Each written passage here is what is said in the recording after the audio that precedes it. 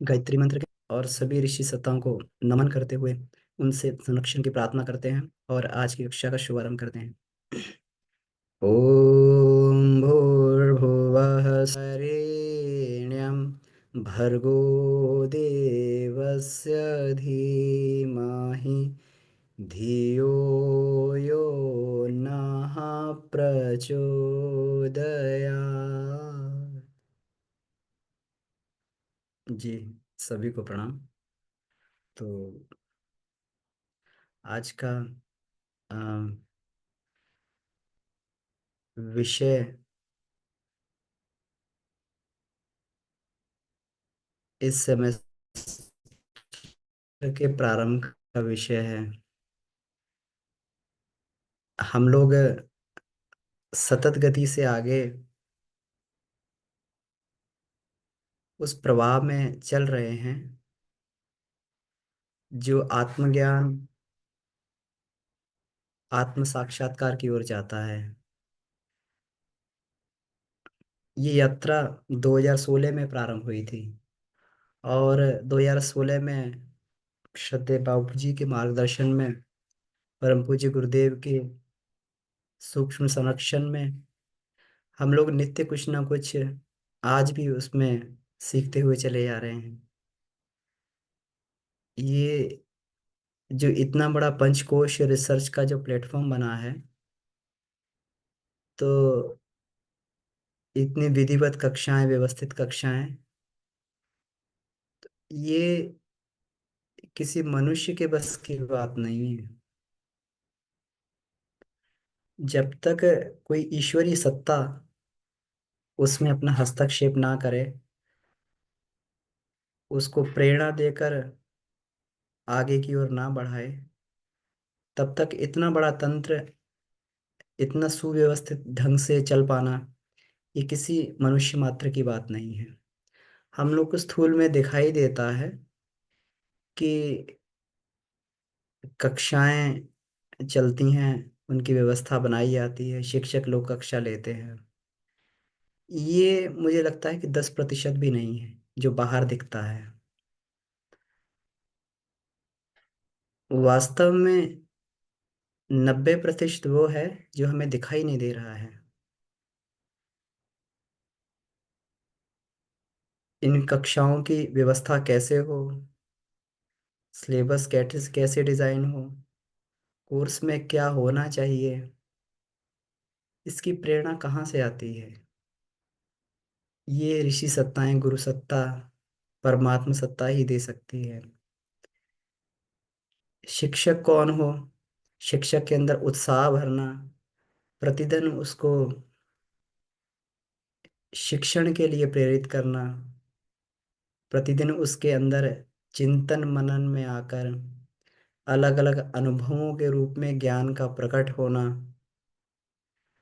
उसको व्यवस्थित ढंग से प्रस्तुत करना, उसकी रिकॉर्डिंग होकर और फिर हजारों लाखों व्यक्तियों तक उस चीज का पहुंच जाना। इतना व्यवस्थित जो ये तंत्र है, ये ईश्वरी इच्छा के आधार पर चलता है और चल रहा है। और नित्य हम लोग कुछ ना कुछ इस व्यवस्थित शिक्षण के क्रम में सीखते ही हैं। तो एक एक सेमेस्टर करके हम लोग आगे बढ़ते चले जा रहे हैं, जिसमें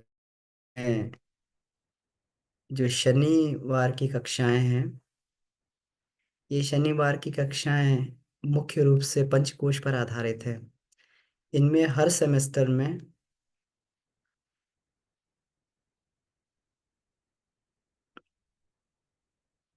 पंचकोश की कक्षाएं ये ली जाती हैं।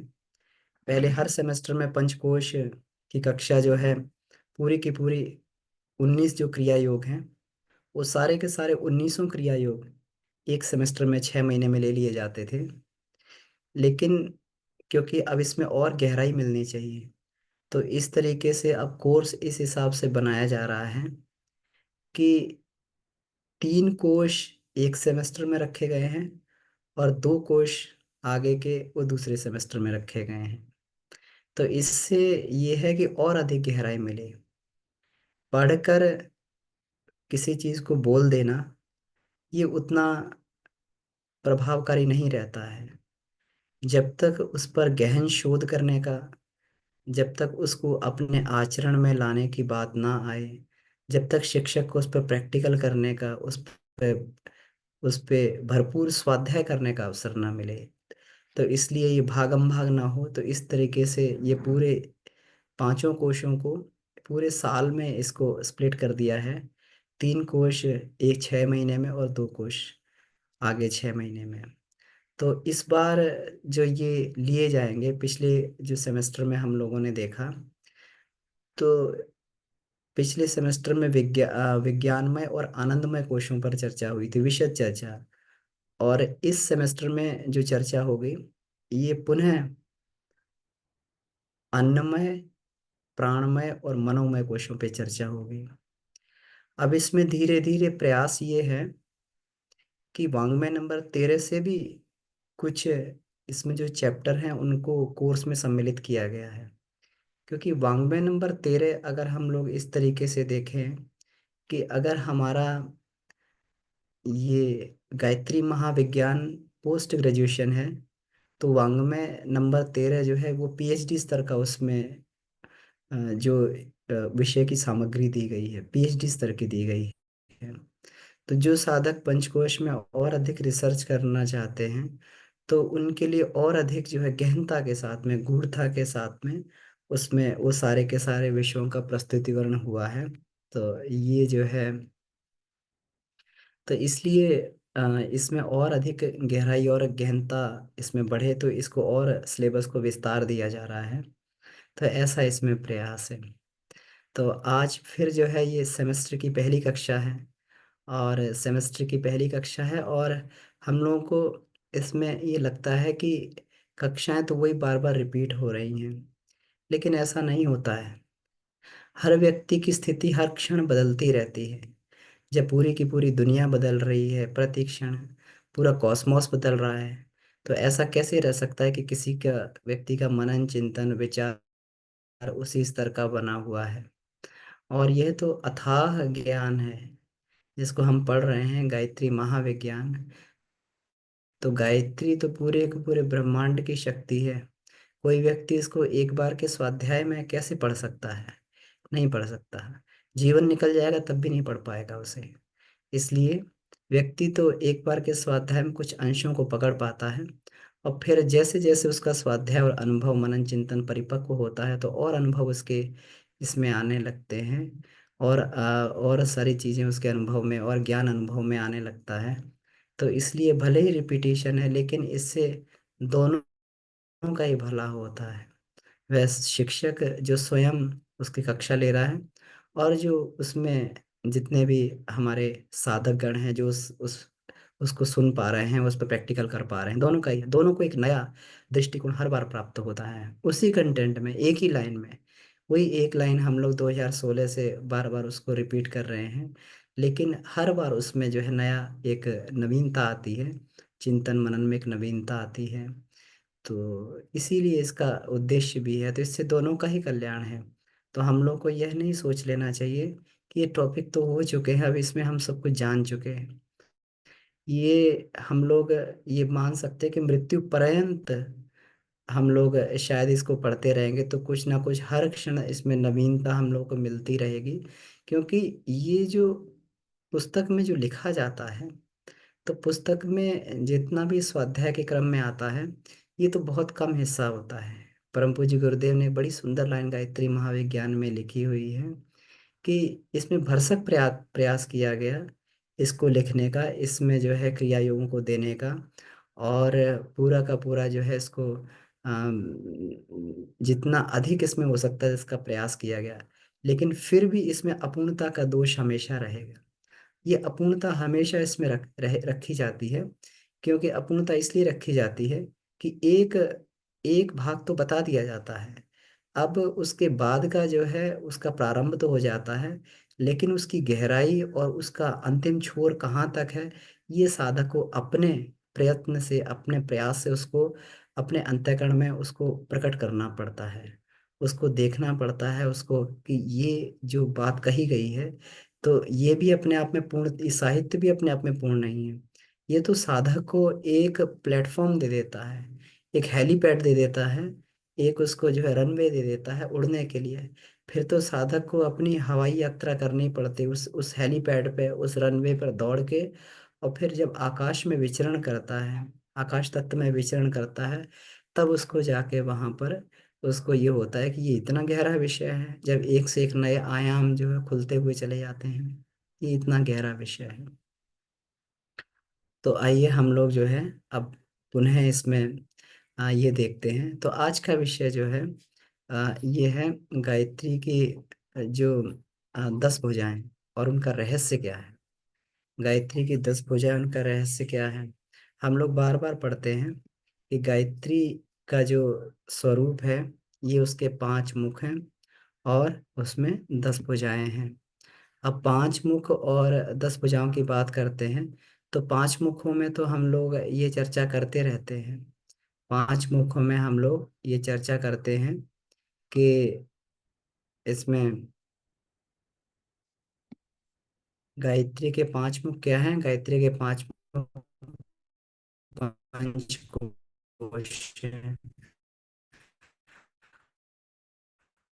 और ये पंचकोश है, ये पंचकोश हमारे अंदर के वो 5 तत्व, ये हमारे पंचकोश हैं। हमारे अंदर के जो समस्त देवता जो बैठे हुए हैं, जिसको हम पंच देवता बोलते हैं, ये 5 कोश हैं।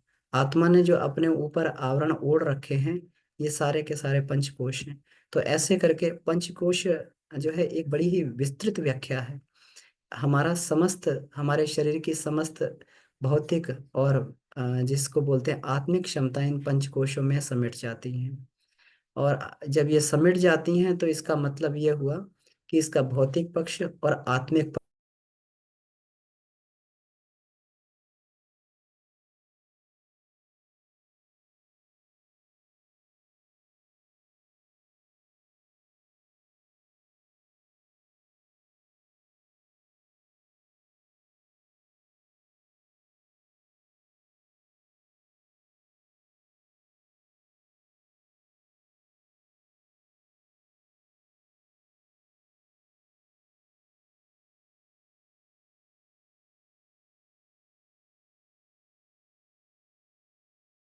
कुछ यहाँ पे लगता है कि अभी गांव के स्थान में है, तो कुछ नेटवर्क का डिस्टरबेंस आ रहा है लगता है इस।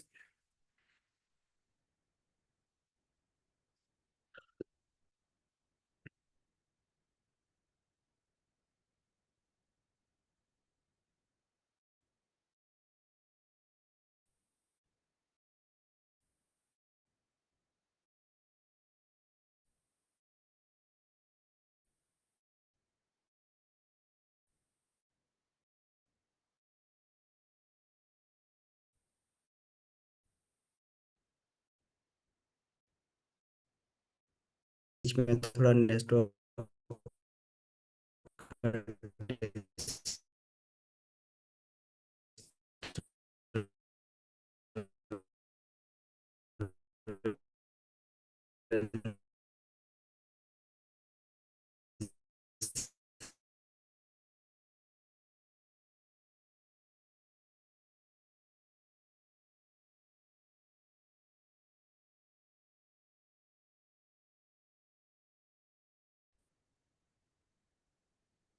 तो हम लोग जो चर्चा कर रहे थे आज के विषय की, तो मैं एक पीपीटी शेयर करता हूँ, तो फिर उसके आधार पे हम लोग आगे बढ़ेंगे।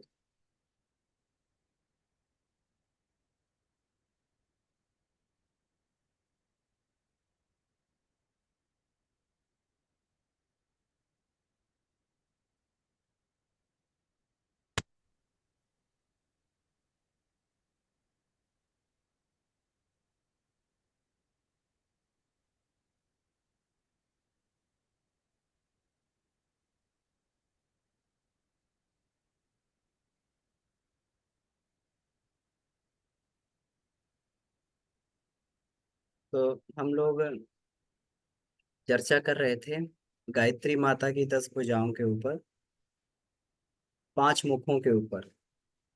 जी। नितिन भैया, मेरी आवाज अभी आ रही है, क्लियर आ रही है? जी बोल दीजिए, क्या आ रही? जी आ रही है। जी जी भैया स्पष्ट है। जी जी भैया, धन्यवाद धन्यवाद बाबू जी। तो अब इसमें हम लोग ये चर्चा करते हैं कि वास्तव में जो 10 भुजाएं बोली जाती हैं, तो उनका रहस्य क्या है, वो किस प्रकार से हम लोग उसको अपने जीवन में देखते हैं। तो गायत्री को अगर देखा जाए, तो गायत्री एक सामान्य देवी के रूप में, चित्र के रूप में जो हम लोग ये देखते हैं, जो एक अलंकारिक रूप है, जिसमें 5 मुख होते हैं, 10 भुजाएं होती हैं। इस तरीके से अगर हम लोग ये देखें कि गायत्री क्या है, गायत्री इस ब्रह्म की ऊर्जा है, ब्रह्म की स्फुरना है, ब्रह्मांड व्यापी ऊर्जा है। इस संसार में जितना कुछ चल रहा है, वो गायत्री रूपी चेतना के कारण ही चल रहा है। वही चेतना सबको आगे बढ़ाने वाली है। चाहे वो किसी को उसके अंदर भाव का संचार करके, बुद्धि का संचार करके उसको आंतरिक प्रेरणा दे के आगे बढ़ाए, और चाहे वो स्थूल क्रियाकलापों के रूप में, परमाणु की ऊर्जा के रूप में वो जो है उस क्रियाकलाप को संपन्न करे, ये सब कुछ गायत्री के कारण ही हो रहा है।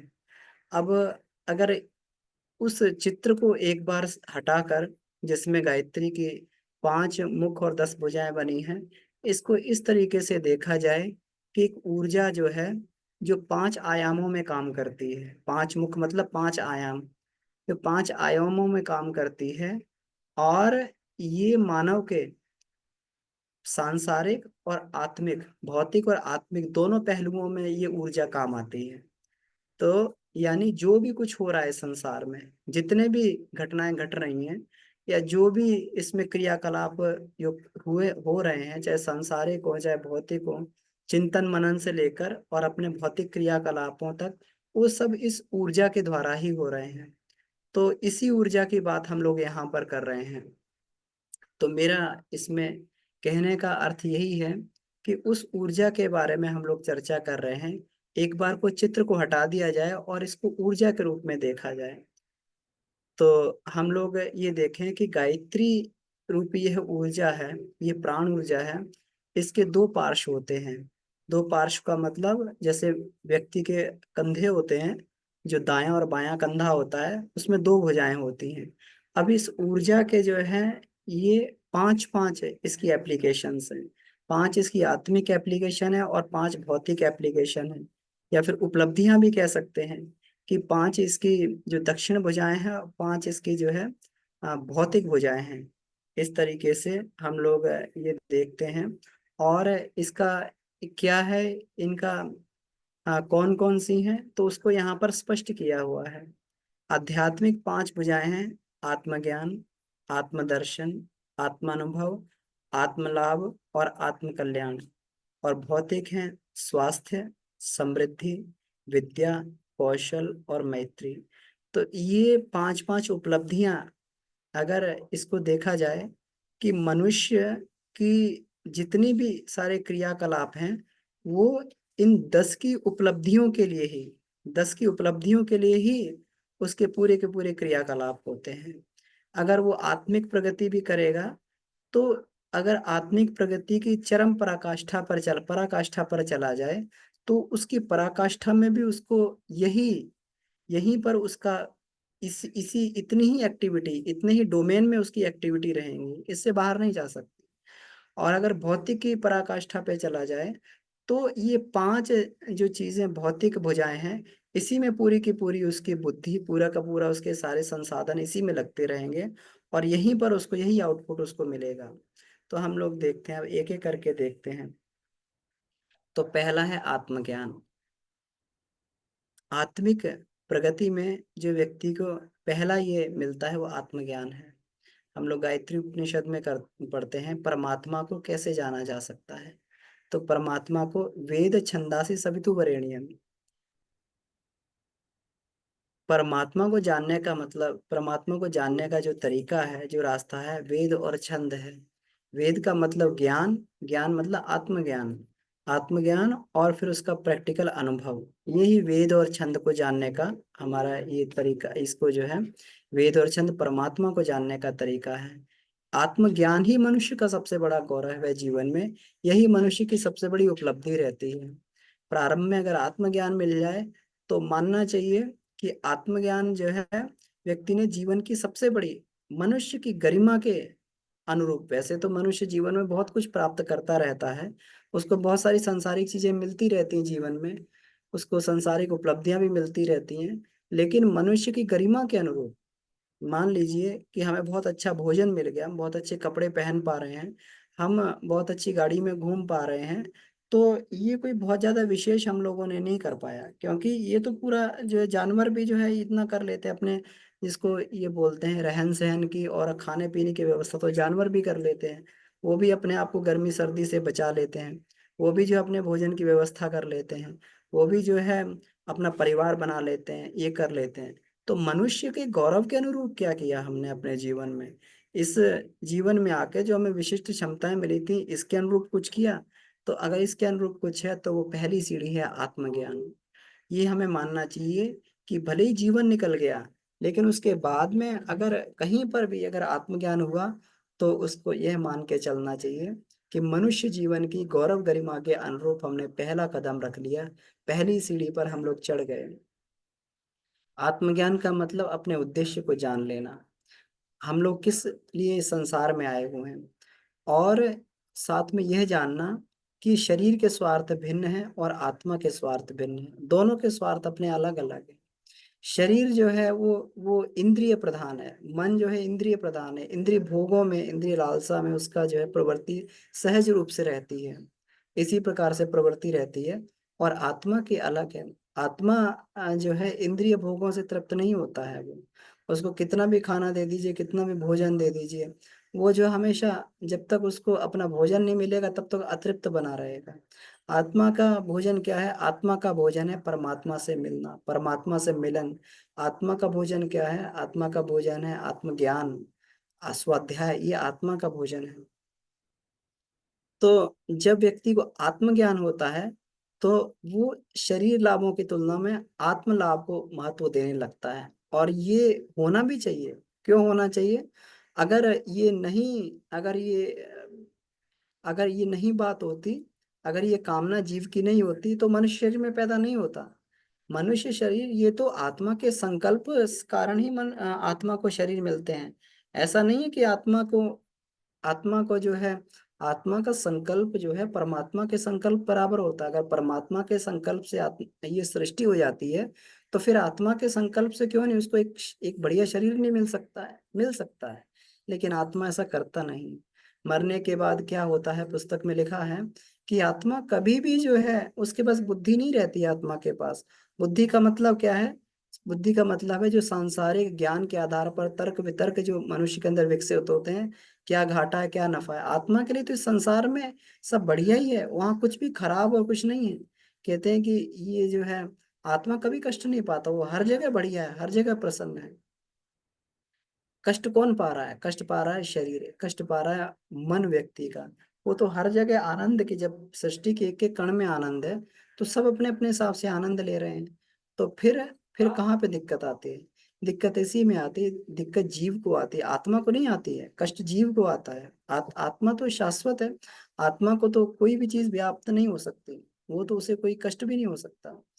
तो फिर आत्मा ने जब संकल्प किया, जब ये संकल्प किया होगा कि अब जो है आ, उस उस चोले को का वर्ण किया जाए, उस शरीर का वर्ण किया जाए जहां से इस संसार से हम लोग, इस संसार से, इस जीवन मरण के चक्र से हम लोग मुक्ति प्राप्त कर सकते हैं, या फिर अपने अज्ञान से, अपने कष्टों से, जो हमारे अज्ञान के कारण हमारे कष्ट हैं, वहां मुक्ति प्राप्त की जा सकती है। तो ये जब आत्मा का संकल्प होता है तब तब जो है आत्मा को मनुष्य शरीर प्राप्त होता है। और जब यही संकल्प करके हम लोग पैदा हुए हैं तो फिर क्यों ना आत्म लाभ को ही अधिक महत्व दिया जाए, क्यों हम लोग शरीर लाभ? शरीर ठीक है, शरीर नहीं रहेगा तो शरीर वाहन है, वाहन ही टूटा फटा रहेगा, तो फिर उस स्थिति में जो है आत्मा भी अपनी यात्रा नहीं कर पाएगा। शरीर भी अच्छा होना चाहिए, शरीर भी स्वस्थ होना चाहिए, तो उतना ध्यान दिया जाना चाहिए कि जितने से ये उस तरीके से ये हमारे आत्मा का उद्देश्य पूरा होता रहे। तो उसमें जो है आत्मलाभ को अधिक महत्व देना चाहिए, और आत्मज्ञान का मतलब ही यही है, व्यक्ति यही करता है कि इसमें जितने से अपना ये चल जाता है, ऋषि प्रणीत जीवन जिसको बोलते हैं, मिनिमम संसाधन में अपना जीवन चल जाता है, तो व्यक्ति अपनी पूरी की पूरी ताकत फिर उसमें झोंक देता है। अब आत्मज्ञान होने से क्या होता है, मनुष्य का असंयम दूर हो जाता है, उसकी जो है इंद्रिय भोगों के प्रति जो उसकी लोलुपता थी, उसकी उपयोगिता अनुपयोगिता का निर्णय जो है आत्मलाभ की दृष्टि से करता है। अब आप सभी लोगों ने अभी अभी नवरात्रि का अनुष्ठान हुआ, तो उसमें जो है व्रत उपवास किया होगा, उसमें जो है ये थोड़ा थोड़ा शारीरिक कष्ट हुआ होगा, उसमें जो सुबह जल्दी उठते होंगे, एक नियम होगा, एक संकल्प लिया होगा कि सुबह उठेंगे और इतने इतने घंटे बैठ के जो है उसमें जप करेंगे, इतने घंटे बैठ के ध्यान करेंगे, अपनी आत्मा के लिए उसमें काम करेंगे। तो शरीर निश्चित कष्ट में रहा होगा, कहाँ जो है आराम से सो के उठते थे, अब सुबह सुबह 3 बजे ही जगना पड़ रहा है, और पूरा जो है अपना उसमें लग जाना पड़ रहा है, उसमें अपने नित्य क्रिया के बाद में इसमें आत्मज्ञान की खेती में लग जाना पड़ रहा है। तो ये जो है ये कहाँ से निर्धारण आता है, ये यहीं से आत्मज्ञान से, और आत्मज्ञानी व्यक्ति ही इसको कर सकता है। और इससे होता क्या है कि जो इंद्रिय लोलुपता के कारण, जो इंद्रिय वासना के कारण जो ये शरीर से संबंध रखने वाले ये कष्ट थे, वो कम से कम समाप्त हो जाते हैं, और व्यक्ति ये दुखों से बच जाता है। दुख क्या है, दुख वो हैं जो हमारे अज्ञान के कारण आते हैं, और हमारे 90% दुख हमारे अज्ञान के कारण ही होते हैं। व्यक्ति का ज्ञान दूर हो जाए तो उसके 90 95% दुख दूर हो जाएंगे, 5% रह जाएगा। प्रारब्ध बहुत ज्यादा नहीं होता है, प्रारब्ध मुश्किल से कब कब प्रारब्ध आता है जीवन में, कभी कभी ऐसी घटनाएं होती हैं, ऐसा थोड़ी है कि व्यक्ति को रोज प्रारब्ध उसके आड़े आ रहा है। बहुत कम जीवन में घटनाएं ऐसी होती हैं जिसको प्रारब्ध कहा जा सके, जिस पे अपना कोई नियंत्रण नहीं है। नहीं तो व्यक्ति अपनी समझदारी से परिस्थितियों पे इतना नियंत्रण स्थापित कर लेता है कि उसको परिस्थितियां जो है ना तो उसको दुखी कर सकती है ना उसको परेशान कर सकती है, इतना नियंत्रण, उसकी इतनी आत्मिक स्थिति बढ़िया हो जाती है। 2 4 5% अगर कहीं प्रारब्ध रहता है जीवन में, तो वो भी जो है आसानी से भुगत जाता है। वो किस वजह से, वो उसके आत्मज्ञान के कारण, उसे मालूम है कि अगर ये प्रारब्ध मेरा कट जाएगा तो मेरी और प्रगति हो जाएगी। क्यों प्रगति हो जाएगी, कि आत्मा के ऊपर जो लबादा चढ़ा है वो हट जाएगा, और प्रकाश मुझे दिखाई देगा। ये समझदारी होती है जीव की, यही आत्मज्ञान की बात है। पहली स्थिति है, जब आत्मज्ञान की बात हुई तो अब उसको समझ में तो आ गया कि आत्मा नाम की कोई चीज होती है, लेकिन दिखी नहीं है अभी तक, दिखी नहीं है। जब तक दिखती नहीं है तब तक चीज में संशय रहता है कि ये होता भी कि नहीं होता है। कितना भी पढ़ लिया जाए, कितना भी हो, लेकिन फिर व्यक्ति, हम लोग हमेशा शिकायत करते हैं कि आत्मभाव में रह नहीं पाते। आत्मभाव में क्यों नहीं रह पाते, क्योंकि अभी उस पर पूर्ण विश्वास नहीं है, अभी उस चीज को देखा नहीं गया है, अभी उस पर खूब चिंतन मनन नहीं किया गया है, उसके स्वरूप का दर्शन नहीं हुआ है। इसलिए जैसे किसी व्यक्ति को यह बोल दिया जाए, किसी व्यक्ति को यह कह दिया जाए कि आप जो है आपने हवाई जहाज देखा है, अगर किसी व्यक्ति ने हवाई जहाज ना देखा हो और किताब में ही पढ़ा हो, तो उसको ज्ञान तो हो सकता है कि हवाई जहाज ऐसी चीज होती है जो आसमान आकाश मार्ग पे उड़ती है। जैसे हम लोग जो है हवाई जहाज तो देखते हैं, लेकिन हम लोगों ने पुष्पक विमान नहीं देखा हो, लेकिन फिर भी पढ़ते हो, सच भी मानते हैं उसे। पुष्पक विमान का जो पुराणों में और भी जगह वर्णन आता है कि पुष्पक विमान हुआ करते थे, भरद्वाज ऋषि थे। ये जो पूरी पूरी जो हमारी विमान विमानन की पूरा विज्ञान था, उसके पूरे वो ज्ञाता थे कि किस प्रकार से जो है विमान हुआ करते थे, वो पूरा का पूरा इस प्राद्योगिकी की ज्ञाता थे वो। तो आज अगर हम उसको परिप्रेक्ष्य में पढ़ें तो हम ये पढ़ के विश्वास तो करते हैं कि क्योंकि भगवान राम पुष्पक विमान का प्रयोग करते थे, रावण पुष्पक विमान का प्रयोग करता था, ऐसा विमान होगा। लेकिन कभी कभी फिर भी संशय आता होगा कि होता है कि नहीं होता है।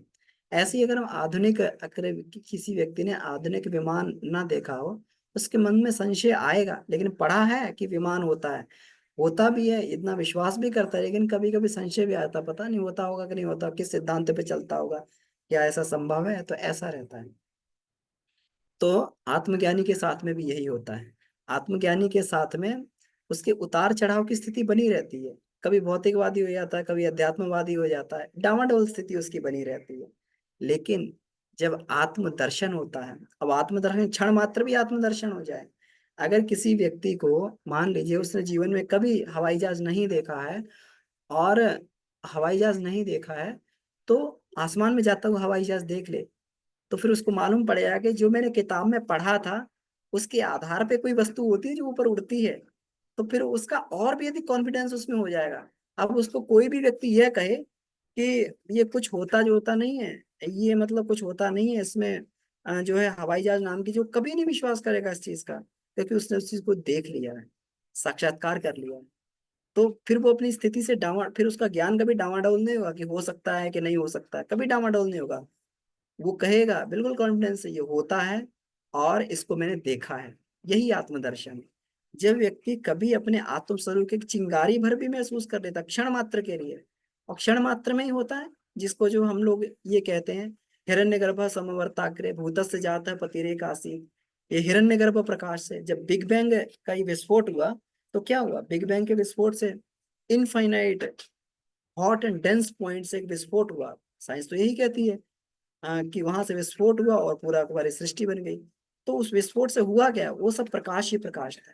लेकिन ये प्रकाश के अलग अलग आयामों में आने के कारण ये सब कुछ जो है ये हमें ये चर जगत दिखाई देने लगा। उस हिरण्यगर्भ को कोई एक भी क्षण के लिए महसूस कर ले, बहुत सारे साधकों को महसूस हो भी जाता है। जैसे बाबूजी बताते हैं कि उन्हें जो एक्सीडेंट के समय 2 बार उन्हें महसूस हुआ हिरण्यगर्भ का पूरा जो है, सब कुछ जो है एक प्रकाश में बदल गया, एक व्हाइट लाइट में बदल गया। बहुत सारे जो है लोग बताते हैं, अपना अनुभव बताते हैं। तो एक और साधक का अनुभव मुझे सुनने को मिला कि हम उसमें थे, ऑपरेशन थिएटर में थे। ऑपरेशन थिएटर में थे तो जैसे उन्होंने एनेस्थीसिया दिया, तो धीरे धीरे ऐसा होने लगा कि जैसे लगा कि ये पूरा का पूरा जितने भी ऑपरेशन थिएटर में ऑपरेटर्स हैं, ये सब के सब धीरे धीरे व्हाइट होते जा रहे हैं। और व्हाइट होते धीरे धीरे सब का सब पूरा का पूरा प्रकाश में बदल गया, चारों तरफ प्रकाश ही प्रकाश था और कुछ नहीं था, इसके सिवा कुछ नहीं था। तो फिर क्या, इसका क्या मतलब हुआ, यानी इसका मतलब ये हुआ कि हमें तभी तक ये संसार जो है, ये तत्व तभी तक, परमाणु तभी तक ये दिखाई देते हैं, ये भौतिक संसार तभी तक इस रूप में दिखाई देता है कि जब हम भौतिक हम दृष्टि से उसको देख रहे हैं। जब आत्मिक दृष्टि से उसको देखा जाता है या फिर ईश्वर की कृपा होती है, तो प्रकाश स्वरूप के अनुभव कर लिया जाता है। जब साधक ये आत्मदर्शन कर लेता है, तो उसके अंदर जो साधना से उसके अंदर जो प्रकाश होता है, इस प्रकाश को एक बार देखने के बाद में फिर फिर उसकी जो है श्रद्धा निष्ठा विश्वास और बढ़ जाता है। फिर जो है कभी इसको संशय नहीं आता है कि ये इसमें जीवन में पता नहीं क्या कोई आत्मा होती भी कि नहीं होती है, या आत्मज्ञान सही भी है गलत है, ये नहीं होता है। तो फिर इस आत्मदर्शन हो जाने से होता क्या है, ये डावाडाल होने की स्थिति ये खत्म हो जाती है। और क्या है, दूसरों को जानने समझने प्रभावित करने की सिद्धि मिल जाती है, ये इसी से प्राप्त होती है। और सूक्ष्मता व्यापक हो जाती है, सूक्ष्मता ऐसे व्यापक हो जाएगी कि व्यक्ति जब अपने स्वरूप को समझ लेगा, फिर उसे लगेगा कि जब मैं प्रकाश स्वरूप बनाऊं, तो सारी के सारे संसार ही प्रकाश स्वरूप है फिर। तो फिर ऐसा कहीं नहीं है जहां पर मैं नहीं हूं। इसको कहते हैं सूक्ष्मता का अधिक व्यापक हो जाना, अपनी सूक्ष्मता का अधिक व्यापक हो जाना। जब सब जगह मैं हूँ, जब सब जगह मेरा ही स्वरूप है, वो प्रकाश स्वरूप है, जब वो देख लिया, तो सब जगह वही है, वही प्रकाश है, उसी से सब बना है। तो फिर उसके वहां पर जब हर जगह मैं हूं, तो जैसे अपने भाव पता लगते हैं, वैसे दूसरों के भाव पता लगने लगते हैं। इसी को बोलते हैं अतीन्द्रिय क्षमताओं का विकास। तो जैसे जैसे मनुष्य अपनी आत्मा का प्रकाश का दर्शन करने लगता है, वैसे वैसे जो है उसके अंदर अतीन्द्रिय क्षमताएं पैदा हो जाती हैं, और संसार के सभी शरीरों में अपना शरीर देखता है। जो संत व्यक्ति होता है वो इससे कम स्तर का नहीं हो सकता, ऋषि व्यक्ति होता है इससे कम स्तर का नहीं हो सकता। जब तक वो संसार के सारे शरीरों में अपने आप को समाया नहीं देखेगा, तब तक वो जो है उसके अंदर संतत्व उसके अंदर विकसित नहीं हो सकता है। गुरु गोविंद साहब जब इसको ये मार रहे थे सामने उसको, जो है पेंडे खान को मार रहे थे, तो उन्होंने यही कहा कि मेरे अंदर भी ब्रह्म है और तुम में जो सामने है वो भी ब्रह्म है, वो भी निराकार है। और निराकार का ध्यान करते हो, कहाँ यहाँ मारना वरना तो कुछ है ही नहीं। यहाँ ना तो किसी को मारा जा रहा है, ना किसी को वो किया जा रहा है। तो यहाँ तो कुछ है ही नहीं। ये क्या है, ये सब केवल जो है, तो जो है, हे निराकार, निराकार का ध्यान करते हुए कि ये तेरा ही स्वरूप है। और यहाँ पे ना किसी किसी को जीवन होता है, ना किसी की मृत्यु होती है। उसी स्वरूप का ध्यान करके बाण चलाया और उसको मार दिया। वो एक ही बाण से जो है वो खत्म, समाप्त हो गया। तो ये क्या हुआ, ये होता है, संत तभी बन सकता है। इसीलिए कहते हैं ना, वाह वाह गुरु गोविंद सिंह, आपे गुरु आपे चेला। उन्हें संत सिपाही बोला जाता है। वो सिपाही भी थे, वो बुराई को समाप्त भी कर रहे थे, लेकिन संत की भूमिका में करते थे।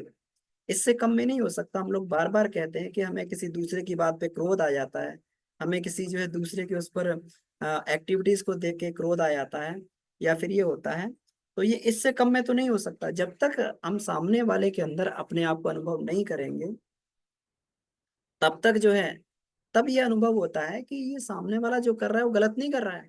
अगर मैं आज उसकी भूमिका में प्रवेश कर जाऊं, तो जितना उसको ज्ञान है, जितनी उसको जो है जानकारी है, वो अपने हिसाब से सही कर रहा है, वो अपने आप से सही चल रहा है। तो फिर जो है वहां पर, इसीलिए संत कभी किसी से सबसे प्रेम करता है। उसका डाकू के प्रति भी प्रेम होता है, और उसका जो है, जितना डाकू के प्रति प्रेम होता है, जितना उसका जो है जो है किसी भक्त के प्रति प्रेम होता है, साधक के प्रति प्रेम होता है, उतना ही किसी डाकू के प्रति भी उसका प्रेम होता है। बुद्ध का प्रेम यही था। इसीलिए कोई उन पर हथियार नहीं उठा पाता था, कोई उन पर शस्त्र नहीं उठा पाता था। अंगुलीमाल के हाथ कांप गए जब उन्होंने जो है, बुद्ध ने कहा कि मैं तो रुक गया, तुम कब रुकोगे। उसका अंतःकरण कांप गया अंगुलीमाल का, कि ये कौन बोल रहा है। ये उसको बुद्ध की आवाज नहीं लगी, उसे लगा कि मैं ही खुद ऐसा बोल रहा हूँ, मेरे ही अंतःकरण जो है प्रभावित है, ये जो है ऐसा बोल रहा है। तो वो जो है उसके हाथ पैर कांप गए। तो ये होता है, संत इससे कम स्तर का नहीं होता है। इसके बाद अगली भूमिका आती है आत्म अनुभव की। तो अभी तो केवल एक झलक मात्र को देखा था। अभी तो केवल जो है जहाज को देखा गया है ऊपर आसमान में उड़ते हुए, लेकिन अभी भी यात्रा बाकी है। जहाज में बैठा नहीं गया। अभी भी व्यक्ति के मन में कहीं ना कहीं कुछ संशय रहता है कि देख तो लिया गया है, लेकिन वास्तविकता ही मालूम है, लेकिन अनुभव कैसा होता होगा, वो कैसा चलता होगा, वो किस तरीके से उसका ये होगा, उसका क्रियाकलाप कैसे होगा। तो ये तो फिर अगली स्थिति जो आती है, आत्मानुभव की स्थिति आती है। आत्मानुभव का स्थिति का मतलब है अपने वास्तविक स्वरूप का क्रियाशाल क्रियाशील हो जाना। अब जिस आत्मा की हम लोग बात कर रहे थे, जिसकी झलकी मात्र देखनी थी, जब वह आत्मा शरीर पर प्रतिष्ठित होके और सारे के सारे काम करवाने लगती है, तब जो है उसको ये बोला जाता है। जब अपना कैप्चर हम लोग सोहम साधना करते हैं ना, सोहम साधना का यही उद्देश्य होता है कि अपना कैप्चर जो है, अपना एनक्रोचमेंट जो है, ये अ, अभी अभी शरीर पर जो आत्मा का एनक्रोचमेंट है, अभी जो है जीव का आत्मा के ऊपर एनक्रोचमेंट है। तो ये जब एनक्रोचमेंट हट जाता है सोहम के कारण, तब व्यक्ति को अपना स्वरूप पूर्ण रूप से क्रियाशील हो जाता है। इसी को कहते हैं आध्यात्मिक ज्ञान के आधार पर अपनी भावना को होना। तो जब व्यक्ति इस स्तर का पहुंच जाता है, ये ऋषि स्तर का व्यक्ति होता है। और उसका उसका कोई भी ऋषि जो है, कोई सांस भी जो है अपने लिए नहीं लेता है। वो सब आत्मा के लक्ष्य को पूरा करने के लिए, अपने कर्तव्य को पूरा करने के लिए सांस भी लेता है। हम लोग सुनते हैं ना, उदाहरण जो है सुनते हैं कि वशिष्ठ ऋषि की जो पत्नी थी, वो वो जो है भोजन देने जा रही थी विश्वामित्र जी को। विश्वामित्र जी को भोजन देने जा रही थी। तो जब देखा रास्ते में नदी थी, नदी को पार करने के बाद उसमें बाढ़ आई हुई थी, पानी बहुत ऊपर था। तो वो दोबारा लौट के गई। तो वशिष्ठ जी ने कहा कि ये अ, कि ये जो है नदी है, बाढ़ आई हुई है, तो मैं कैसे करूं, कैसे जाऊं। तो उन्होंने कहा तुम एक काम करना, नदी के सामने ये बोल देना, अगर वशिष्ठ ने आजीवन ब्रह्मचर्य का पालन किया है, ब्रह्मचारी रहे हैं, तो मुझे नदी नदी जो है रास्ता दे दे। उन्होंने यही बोला और नदी ने रास्ता दे दिया। जब रास्ता दे दिया वो निकल गई। और फिर जो है, जब वहां पहुंची विश्वामित्र के पास में, तो तो विश्वामित्र के पास में पहुंचे। तो विश्वामित्र ने भोजन कर लिया, और फिर वही समस्या ही, नदी को पार कैसे किया जाए। तो उन्होंने बोला कि कि ऋषि माता आप ये बोल देना नदी के सामने कि अगर विश्वामित्र ने कभी भोजन नहीं किया तो नदी हमें रास्ता दे दे। तो ऐसा ही बोला और नदी ने रास्ता दे दिया, चले गए। तब उनके मन में जो संशय उठा, तो फिर संशय उठा उनके मन में, उन्होंने पूछा कि ये क्या, आप कहते हैं आप आपने जीवन आजीवन ब्रह्मचर्य का पालन किया, आप जो है आपके इतने पुत्र हैं, और विश्वामित्र ने भोजन नहीं किया, ये कैसे संभव हो सकता है? आप ब्रह्मचारी हो, विश्वामित्र ने भोजन नहीं किया, आजीवन निराहारी रहे, तो ये कैसे संभव है? यही संभव है, यही बात है कि शरीर ने थोड़ी किया है ये भोजन, शरीर ने नहीं। भोजन तब बनता है जब व्यक्ति शरीर उसका भोग कर रहा है। आत्मा खा रही तो भोजन थोड़ी होता है, वो तो एक औषधि है जो शरीर को चलाने के लिए ग्रहण की जा रही है। वहां पर स्वाद और ये सब क्या रह जाता है, वहां कुछ नहीं होता। जब व्यक्ति स्वाद के साथ में, पूरा उसके साथ में, इंद्रिय तृप्ति के साथ में खाता है, तब वो शरीर का भोग होता है। नहीं तो शरीर का भोग ही नहीं रहा, तो फिर भोजन करना कहाँ हुआ?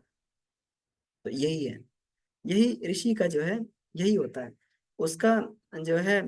पूरा का पूरा जो जीवन वो जो भी करता है वो उसके लिए, संसार के कल्याण के लिए करता है। उसकी सारी एक्टिविटी संसार के कल्याण के लिए होती है।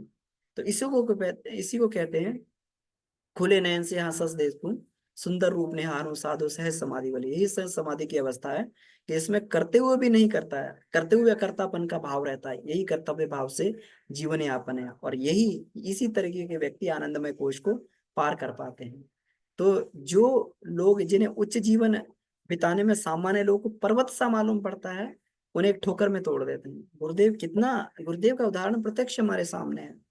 इतने बड़े बड़े गुरुदेव जो है, ये थे सेटअप थे गुरुदेव, कितना जो है पूरा अपना गांव का सेटअप छोड़ के चले आए, और जरा भी फिर गांव में लौट के नहीं गए, कितनी बड़ी बात है। जब मथुरा का सेटअप छोड़ के चले आए तो मथुरा में भी कभी लौट के नहीं गए, जबकि पूरा उन्होंने प्राणपण से उस चीज को बनाया था, लेकिन वहां लौट के नहीं गए। यही होता है, ऋषि सर के व्यक्ति ही करते हैं। उन्हें उच्च जीवन जीने में कहीं एक ठोकर मार के तोड़ देते हैं पूरा पूरा। उन्हें बिल्कुल एक क्षण भर भी नहीं लगता है। तो जब आत्मानुभवी व्यक्ति होता है तो उसको सूक्ष्म प्रकृति गतिविधियां भी मालूम पड़ने लगती हैं, क्योंकि उस स्थिति पे पहुंच जाता है। अब वो सूक्ष्म प्रकृति को भी नियंत्रित कर सकता है आत्मानुभवी व्यक्ति जो होता है, क्योंकि उसे मालूम है अब जो भी कार्य करेगा वो जो है, इसलिए क्योंकि भगवान भी कहते हैं कि बेटा तुम उस स्तर पे पहुंच गए, अब सूक्ष्म प्रकृति को नियंत्रित करो तुम, अब मेरे काम में हाथ बटाओ। क्यों? क्योंकि उसे ईश्वर को भी मालूम है अब ये जो भी काम करेगा जिम्मेवारी के साथ काम करेगा। ऐसा नहीं है कि तमाशा दिखाने के लिए, प्रदर्शन दिखाने के लिए, चमत्कारों के लिए काम करेगा। जो भी करेगा विधान के अनुसार, और विधान से एक भी इधर उधर नहीं करेगा, तब वो परमात्मा, वो पूरा सृष्टि के नियंत्रण का जो है, वो पूरी कमांड जो है उनको, उस स्तर के आत्म अनुभव इस तरह के व्यक्ति को दे देते हैं। और वो जो सृष्टि का नियंत्रण गुरुदेव कैसे जो है ये रोक देते थे, पूरा का पूरा जो स्काई लैब गिरने वाला था, और कितना जो है, एक बार कहते हैं कि उसमें गंगा जी में बाढ़ आ गई, गंगा जी में बाढ़ आ गई तो साधक भागते भागते आए, गंगा जी में बाढ़ आ गई और शांति कुंज को बहा ले जाएगी। तो कहते गुरुदेव ने एक गिलास पानी मंगाया और पानी को पी गए, उसको पानी को पी गए और कहा कि ठीक है अब जो है, अब नहीं आएगा, अब बाढ़ नहीं आएगी। कहते गंगा जी शांत हो गई।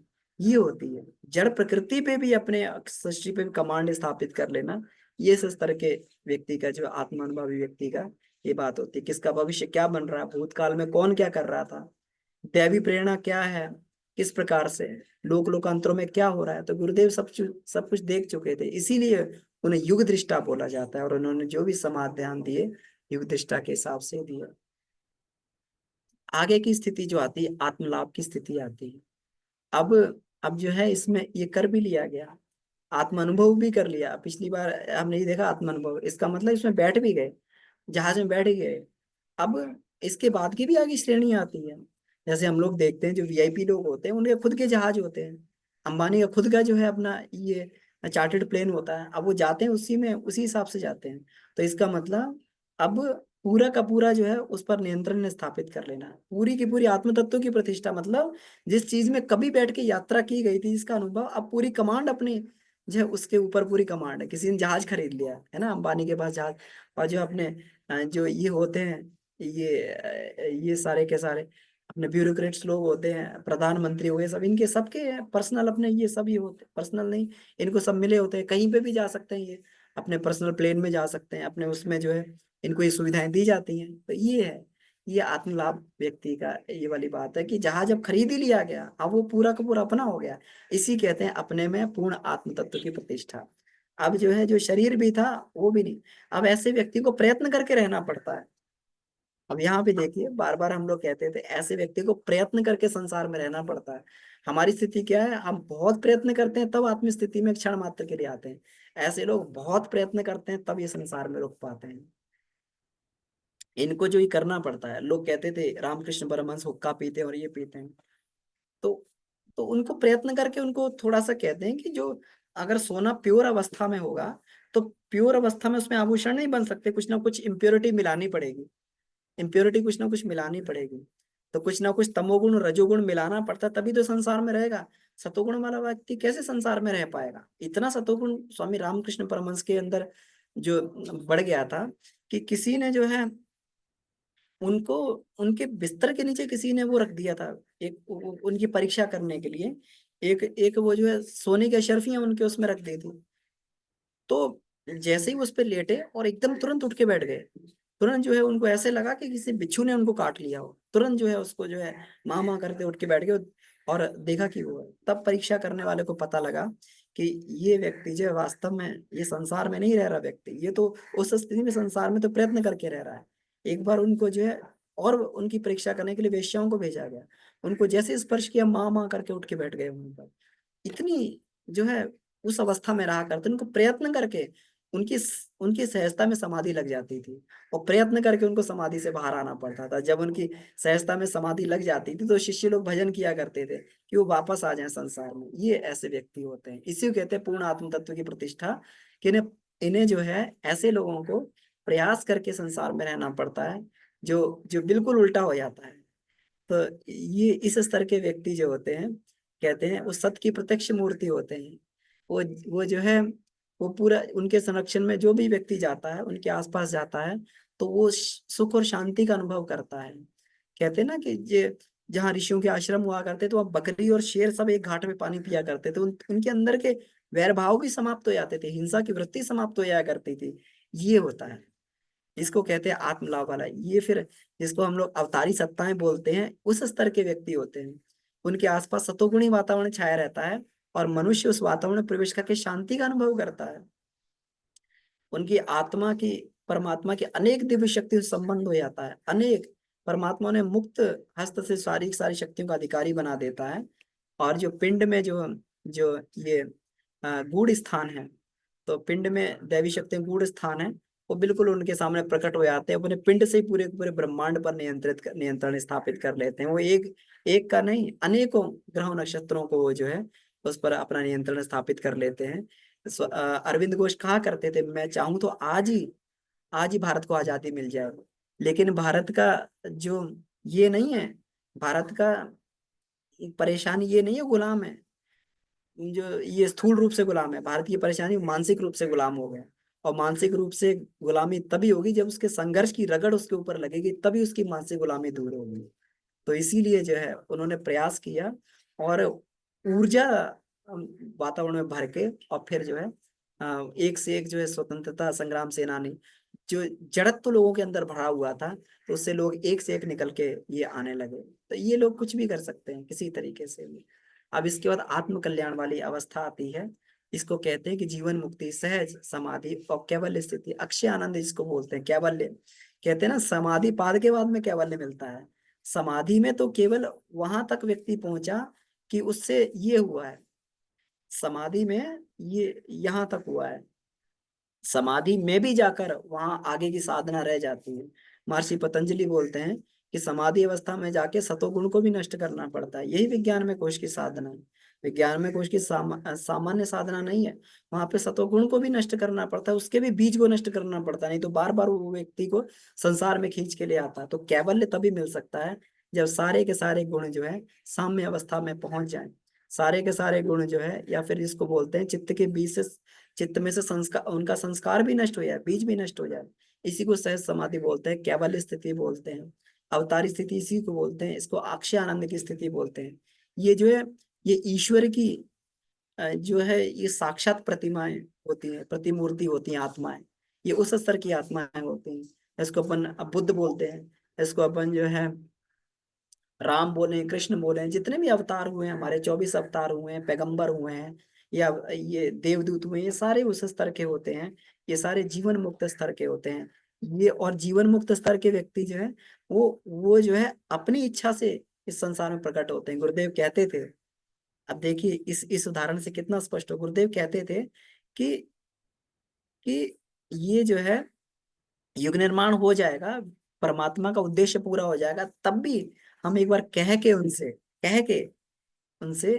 जो है विधाता से कह के, इसमें जो है ये जो हमारे ये हैं उसमें 84 लाख योनि में प्रवेश करेंगे। किस लिए?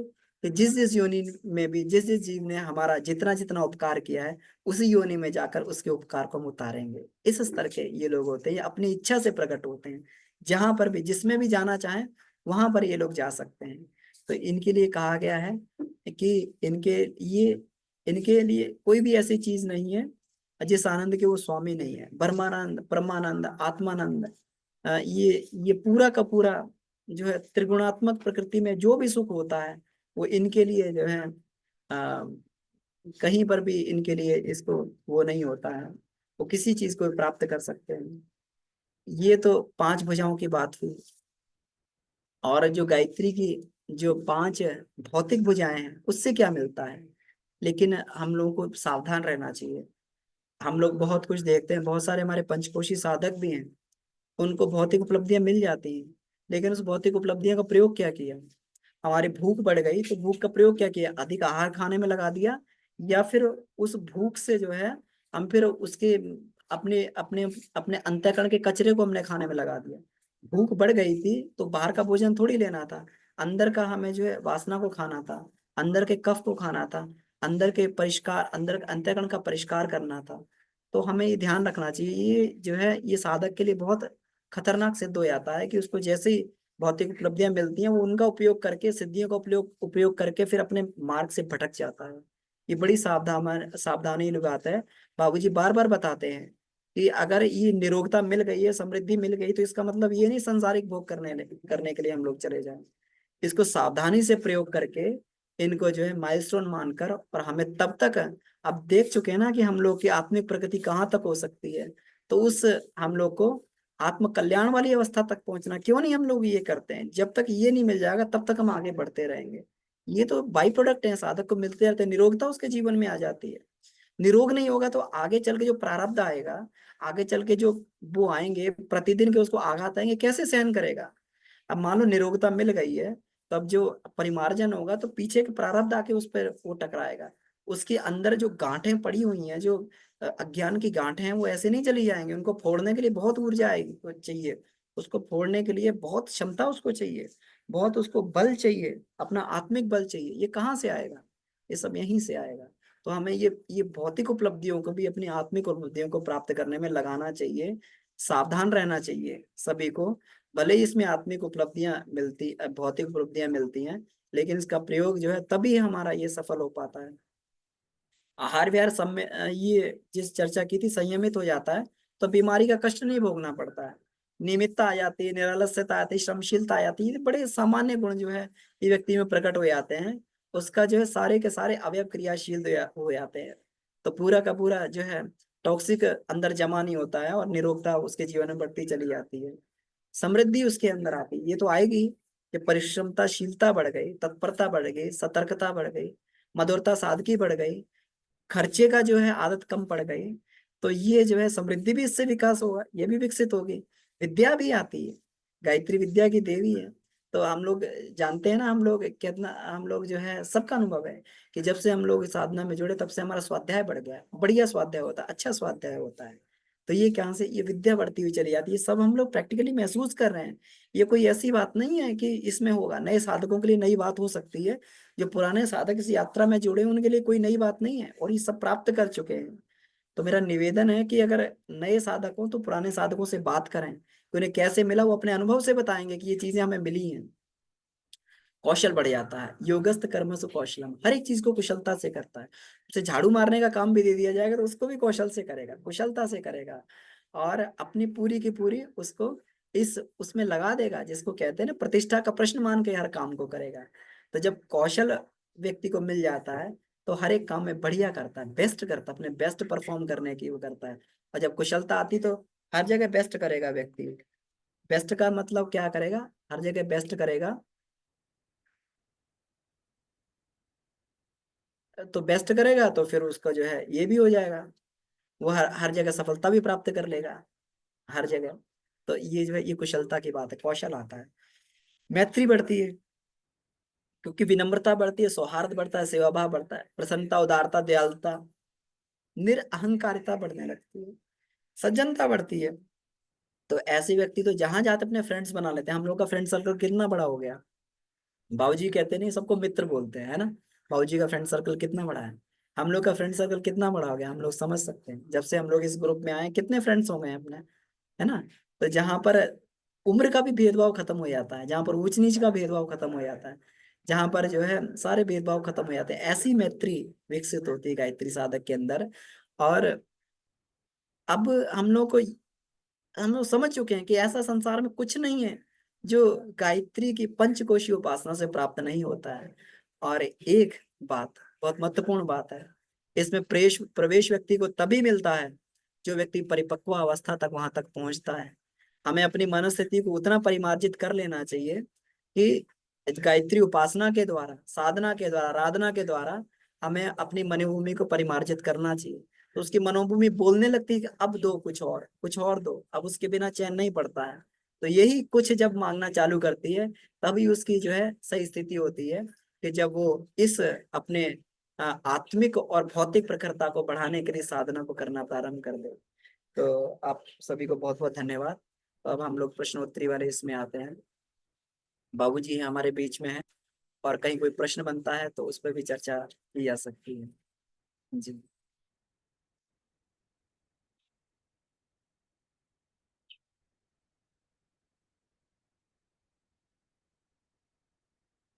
कहीं कोई प्रश्न हो तो हैंड रेज कर सकते हैं, या फिर कोई जो है इसमें प्रश्न, इसमें चैट में भी लिख सकते हैं प्रश्न को।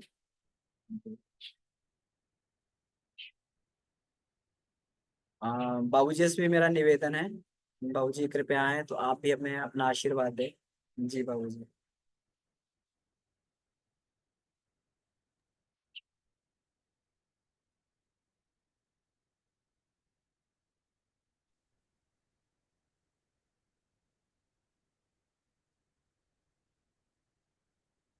यमन जी बहुत प्रणाम। प्रणाम। बहुत बहुत आभार। इतना बढ़िया प्रेजेंटेशन तैयार करते रहते हैं, रिसर्च करते हैं, ये बहुत जरूरी था। गुरुदेव की हार्दिक इच्छा थी कि सभी लोग प्रचारक न बने, उसमें से 4% जरूर ऐसे निकले, 100 में से 4, जो कि ऋषियों की थाती को प्रैक्टिकल करके नए सिरे से वैज्ञानिक पृष्ठभूमि प्रैक्टिकल करें और आज के युग के लायक उसको परोसें। ये ऋषियों का काम होता है। हजारों हजार वर्ष तक तप करके बेचारे ऋषिगण एक एक फॉर्मूलाज को लाए, आज उसकी जरूरत है। तो गुरुदेव एक बार कक्ष में बुला करके उन्होंने कहा कि समय आ गया है कि अध्यात्म को वैज्ञानिक पृष्ठभूमि में कहा जाए, तो अभी बात बनने वाली है। तो इसमें यूथ जनरेशन है, पढ़े लिखे लोग हैं, साइंटिफिक है, और प्रेजेंटेशन को दृश्य और श्रव्य, इन दोनों माध्यम पढ़ाते हैं, जिसमें कहा जाता है कि ये दृश्य और श्रव्य, इसका मतलब है कि नाद और कला। नाद हो गया साउंड, जिसके माध्यम से हम क्लासेस ले सकते हैं, या दूसरों के बीच में जाएंगे तो आदान प्रदान विचारों का करना है। तो सारा संसार तो नाद ही साउंड चला रहा है, स्कूल कॉलेज से हर जगह की बातें देखी जा रही है, फिल्मी दुनिया, गाना। और फिल्म में प्रस्तुति होता है, उसमें कि उसका दृश्य देकर बताना। तो इसको विजिबिलिटी कर देते हैं, तो इसको कला कहते हैं। कला यानी यो दृश्य। तो दृश्य और श्रव्य, इन दोनों को माध्यम बनाया जाए नाट्य प्रस्तुति से, या उसमें यह है। तो अब ये है, तो इसको यदि इस तरीके से डाला जाए गूगल में या इंटरनेट में, ये आएगी, तो ये प्रस्तुति का एक नई शैली मिलेगा दूसरों को, कि सही दिशा में सही ज्ञान दिया जाए और सिस्टम से पढ़ाया जाए, टू दी पॉइंट। जैसे पांच पांच भुजा, बाएं और दाएं, आत्मिकी और भौतिकी। तो एक और भी बात इसको, इसमें से हम इसमें जोड़ रहे हैं अमन जी की, जो वामाचार कहा गया है, तो वामाचार में हर जगह उल्टा वाला अर्थ न लगाया जाए कि वामाचार के नाम पर डरावना वाला। वामाचार में 10 भुजाएं हो गई, ये लेफ्ट साइड वाली है, लेफ्ट बाम कहते हैं। और दक्षिणाचार में 5 आत्मिक लाभ हो गए। जब तक से दोनों नहीं चलेंगे तो विज्ञान वामाचार हो गया, पूरा का पूरा वैज्ञानिक उपलब्धि हमारी वामाचार है। पार्टिकल फिजिक्स है, संसारिक प्रगति, तो किसको नहीं संसारिक प्रगति चाहिए। ये बाई भुजा है गायत्री, दाई भुजा हो गई आत्मा, आत्मा की भी खेती करना। तो इतनी सरल सी बात को इतना डरावना और ऐसा प्रस्तुति हमें की जाने की जरूरत है कि इन दिनों किसी भी साइंस से किसी भी बात से लोग डरे मत, उसके उसके सही सरलीकरण धरातल पर आकर देखें। ये आज के युग में ऐसे समझा जाए, और ये एब्सोल्यूट ट्रूथ है जो सापेक्ष है। सब उल्टे पुल्टे अर्थों में सब लोग नहीं जी पाएंगे। और अध्यात्म सरल है जो सभी के हृदयों को छूना चाहिए, और उसके हर शब्द शब्द के लिए। तो इसके लिए बहुत बहुत आपका आभार। ऐसे ही बनाते रहिए नए नए स्लाइड्स, और हर एक का बनना चाहिए।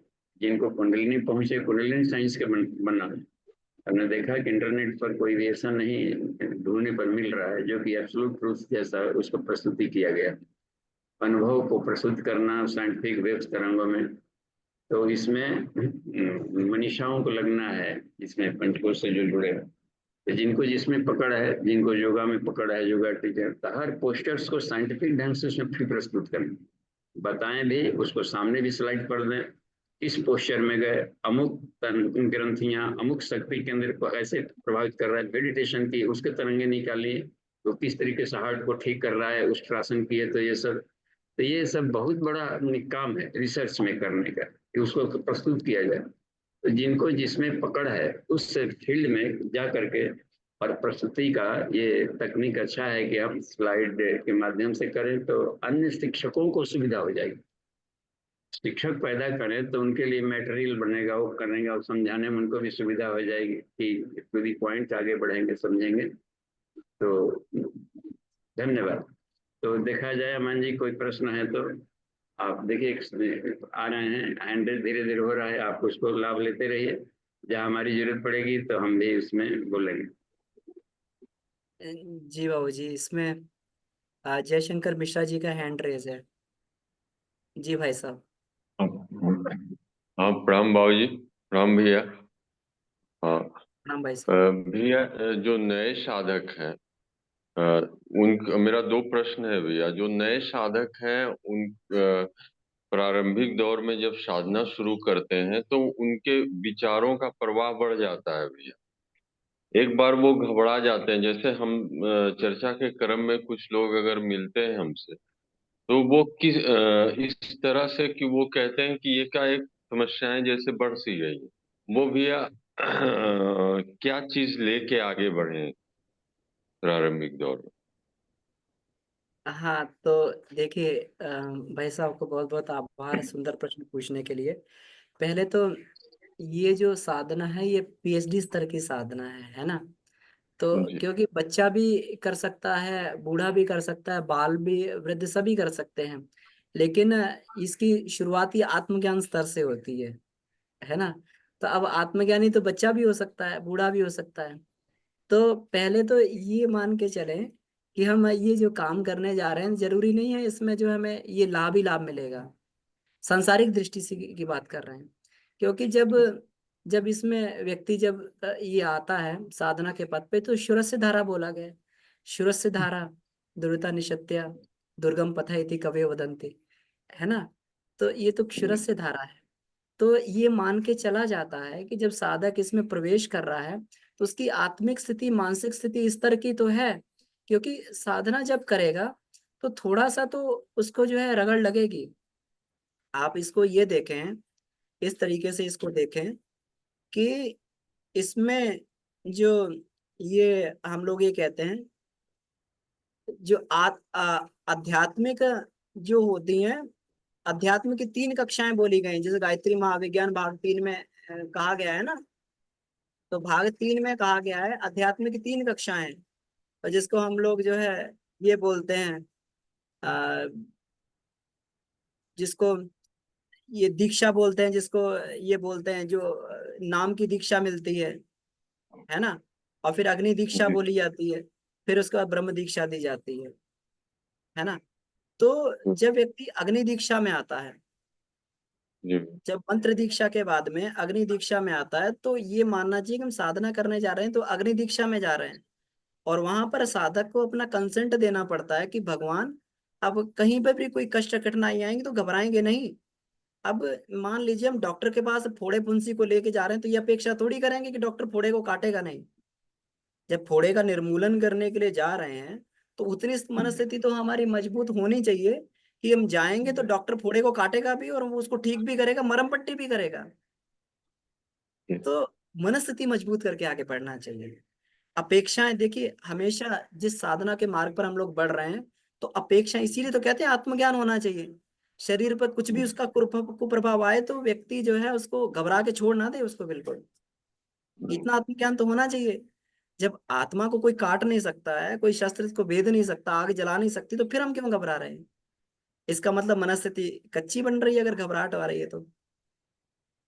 जी जी भैया। तो भैया जब मेरा हम्म, दूसरा प्रश्न है भैया, समझ गया हूँ।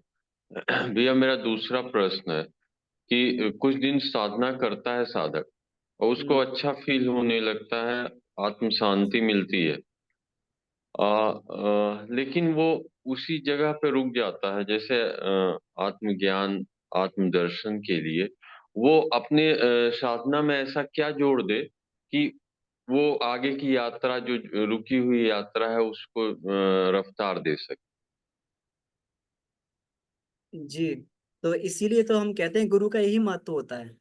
अब जिनको आत्मज्ञान की कक्षा ही मालूम है कि इसके आगे कुछ होता ही नहीं है, तो अलग बात है। जी अगर गुरु इस जी स्तर का मिल जाए कि जो वो आत्म कल्याण वाली अवस्था तक ले जाए, गुरुदेव कहा करते थे ना, ये गुरु से ही होता है, ये गुरु कृपा से होगा। ये जो है कि गुरु हमारा किस स्तर का है, गुरु हमारा किस स्तर का है। तो इसमें जो है, क्योंकि गुरुदेव कहा करते थे, गुरुदेव कहते थे कि मैं चाहता हूं कि मेरे बच्चे जो हैं ब्रह्म ऋषि बने, देव ऋषि बने। गुरुदेव कितनी अपेक्षाएं थी हम लोगों से, लेकिन मैं क्या करूं, कोई मानता ही नहीं है कि मैं ब्रह्म ऋषि बनूं, देव ऋषि बनूं, है ना। तो इसलिए जो साधक अपने आप का समर्पण कर देता है, समर्पित कर दिया अपने आप को पूर्ण रूप से, जैसे बाबूजी कहते हैं ना कि हमने समर्पण कर दिया, जो गुरु ने कहा हम करते चले गए। इतना समर्पण अगर ये होगा, जब इतना जुनून, जिसे कहते हैं ना बाबूजी बार बार, जुनून नहीं है हमारे अंदर, जिस दिन इस क्षण का इस जुनून आता समर्पण से ही है। जब व्यक्ति का इस स्तर का समर्पण हो जाएगा, जब उसको जुनून पैदा होगा, तो फिर उसको रास्ता खोजने की जरूरत नहीं है। गुरु अपने आप उस रास्ते पे आगे ऐसी परिस्थितियां लाने लगते हैं, अपने आप उस रास्ते पे बढ़ाने लगते हैं। कैसे हम लोगों को जो है ढूंढते ढांढते, किसी को नेट पे से बाबूजी का मार्गदर्शन मिला, किसी को कहीं से मिला, कहीं से हम लोग कितना जो है, जरूरी थोड़ी किसी ने बताया, लोग पता नहीं कहाँ से वीडियो क्लिप देख देख के जुड़ गए।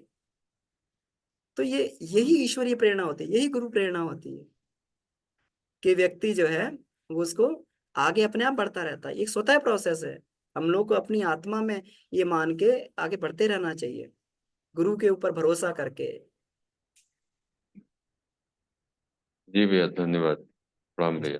तो जो करंट हमें टास्क मिला उसको पूरी ईमानदारी से करें, और कभी भी ये ना सोचें कि हम आगे वाला है तो वो आगे वाला आगे कर रहा है तो हम अपनी मनस्थिति से ये कर रहे हैं। जैसे जैसे मनस्थिति हमारी इंप्रूव होगी तो आगे की कक्षाएं भी हमें फिर वैसे अवसर आते जाएंगे। जी। ठीक है भैया, धन्यवाद हृदय से भैया, प्रणाम। हाँ, विभा दीदी आपका हैंड रेस है। जी भैया प्रणाम। जी प्रणाम। भैया हम पूछ रहे थे ना कि जैसे माता जी का फोटो, माँ का फोटो जो दिखाया जाता है, तो जैसे गायत्री माँ का तो फोटो दिखे, मूर्ति दिखाया जाता है हंस पे, तो हंस का प्रतीक तो पता है कि ज्ञान का प्रतीक है। पर माँ का अष्टभुजा धारिणी, वही गायत्री माँ का अष्टभुजा धारिणी में जब फोटो दिखाया जाता है तो उसमें जैसे शंख चक्र ये सभी का तो पता है मुझे, प्रत्येक की क्या होता है इसका रहस्य। जो सुदर्शन चक्र है उसके बारे में भी पता है कि क्या इसका भी क्या रहस्य है। पर हमारा क्वेश्चन यहाँ ये है भैया कि उनको सिंह पे क्यों दिखाया जाता है, सिंह का क्या प्रतीक है, वो शेर पे क्यों सवारी करती हैं? क्योंकि वे राज सिंहासन पे जब बैठती हैं तो राज सिंहासन का भी पता है कि इस पे क्या होता है, मतलब और सभी के बारे में पता है, पर हमें सिंह का बारे में जानना है कि इन पे वे क्यों सवारी करती हैं। और फिर ये दुर्गा सप्तशती में ये भी बताया गया है कि वो सिंह जो है वो मतलब युद्ध भूमि में वो वार करता है, ऐसा क्यों? मतलब थोड़ा सा हमें जानना है भैया, बताइए। बिल्कुल दीदी। सिंह का मतलब हो गया अथाह ऊर्जा। कभी आपने देखा है कि इसमें जो रिंग मास्टर होता है वो सिंह पर अपनी कमांड कर लेता है, शेर पे अपनी कमांड कर लेता है ना, रिंग मास्टर उसको सिखा देता है। और बाकी सभी लोग जो होते हैं बाहर दृष्टा बन के उसको देखते हैं, और उस पे दहाड़ता भी है और वो भी करता है रिंग मास्टर, लेकिन थोड़ा सा भी अपनी स्टिक दिखाता है, चुपचाप वहां बैठ के वैसे कर्तव्य करने लगता है ना। इसको बोलते हैं। तो जब हम लोग ये करते हैं तो अपनी प्राण ऊर्जा पे हम लोग कमांड कर लेते हैं, इसी की तो गायत्री बोला जाता है। गायत्री यही कि जब कोई प्राण त्रायते सा गायत्री, इसका मतलब क्या हुआ? प्राण जो है, ऊर्जा जो है, ये सिंह के बराबर है, हर कोई इस पे कमांड नहीं कर सकता। लोगों को थोड़ी ऊर्जा मिलती है तो लोग वासना में बह जाते हैं, लोग उसमें बह जाते हैं, थोड़ी सी ऊर्जा उन्हें बहा ले जाती है लोगों को, है जी। ना। तो जी। इसका मतलब वो सिंह पे नियंत्रण करना, गायत्री का साधक होता है वो सिंह पे नियंत्रण कर लेता है। गायत्री यही सिखाती है कि तुम्हें इस विश्वव्यापी प्राण ऊर्जा को नियंत्रित कैसे करना है और उसको सन्मार्ग पे कैसे लगाना है। यही सिंह का मतलब है। ये इसको दैत्य बोलते हैं, दैत्याकार ऊर्जा जिसको बोलते हैं। बड़ी बड़ी देखा नहीं है कि कोई बड़े बड़े इंजन्स होते हैं। अभी हमें एक बार वो हमारे मित्र हैं, वो इसमें है, इसमें जो है ये नेवी में, नेवी में है। तो नेवी में है, मर्चेंट नेवी में। तो बता रहे थे कि मतलब जो इसका जो जिस समुद्री जहाज का इंजन होता है, ये इतना बड़ा होता है जितनी 4 माले की बिल्डिंग होती है, इतना बड़ा इंजन होता है, इतना। जी। अब कोई अनजान व्यक्ति को उस दैत्याकार उसको इंजन को दिखाया जाए तो वो चक्कर खा के गिर पड़ेगा, ये कहाँ से क्या हो रहा है ना। लेकिन एक इंजीनियर को उसकी एक एक पेज के बारे में, नट के बारे में मालूम है। वो जैसे ही कहीं गड़बड़ करेगा उठा के जो हथौड़े से और उसको सही कर देगा, क्यों नहीं चल रहा है। ये कहते हैं कि इंजीनियर का नियंत्रण होता है, और सामान्य व्यक्ति उसको जो है कौतूहल की दृष्टि से देखता है। तो सामान्य व्यक्ति के लिए प्राण जो है कौतूहल है, लेकिन एक साधक के लिए प्राण जो है वो उसको प्राप्त करता है, उसका विनियोग करता है। इसी को कहते हैं कि दुर्गा जो है सिंह पे निवास करती है, यही गायत्री है। कि गायत्री जो है प्राण को वश में करके रखती है ना, ये परमाणु ऊर्जा इसको बोलते हैं, परमाणु ऊर्जा। जी। जी, इसका मतलब कि थोड़ा सा और किसी दूसरे तरफ से थोड़ा समझाते भैया, थोड़ा सा हम समझ नहीं पाए, जैसे समझे लेकिन थोड़ा सा और हमें समझने की, जैसे मतलब कि नीचे की ऊर्जा या ऊपर की ऊर्जा, इसको हम मतलब किस स्तर से देखेंगे? ठीक है, प्राण ऊर्जा तो हम समझ गए कि सिंह की ऊर्जा जो हमारे अंदर प्राण ऊर्जा और ज्यादा बढ़ेगी, तो इसको हम किस स्तर पे मतलब रखेंगे, कहाँ इनको स्थापित करेंगे, किस एंगल से देखा जाए? क्योंकि फोटो के माध्यम से हम पूछ रहे हैं हाँ, तो भैया। प्राण ऊर्जा का स्थान कहाँ पे है, ये देखा जाए। तो प्राण अच्छा। ऊर्जा का स्थान कहाँ पे है, गुरुदेव बोलते ध्यान कराते समय। तो प्राणमय कोश जी। का केंद्र कहाँ बोलते हैं? वो कुंडलनी बस में बोलते नाभि हैं ना। में।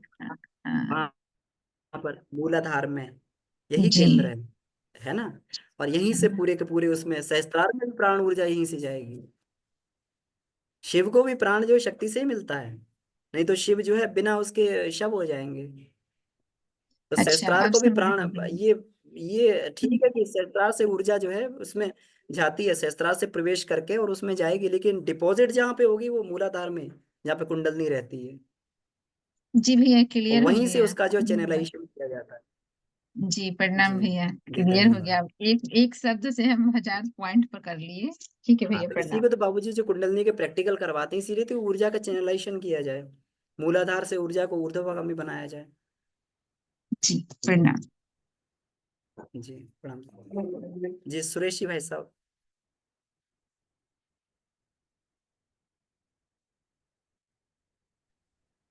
हेलो।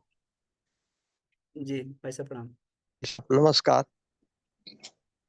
नहीं होगी हम भाई साहब प्रणाम। जी जी भाई साहब प्रणाम। हमारा जी क्वेश्चन है कि जो दुर्गा अष्टभुजी है ना, तो उसका चार जो है पारा वाला क्या है और अपरा वाला क्या है, और दो भुजा उसको, हर आदमी के दो भुजा है तो 10 भुजी हो गई, 10 भुजा दुर्गा का है।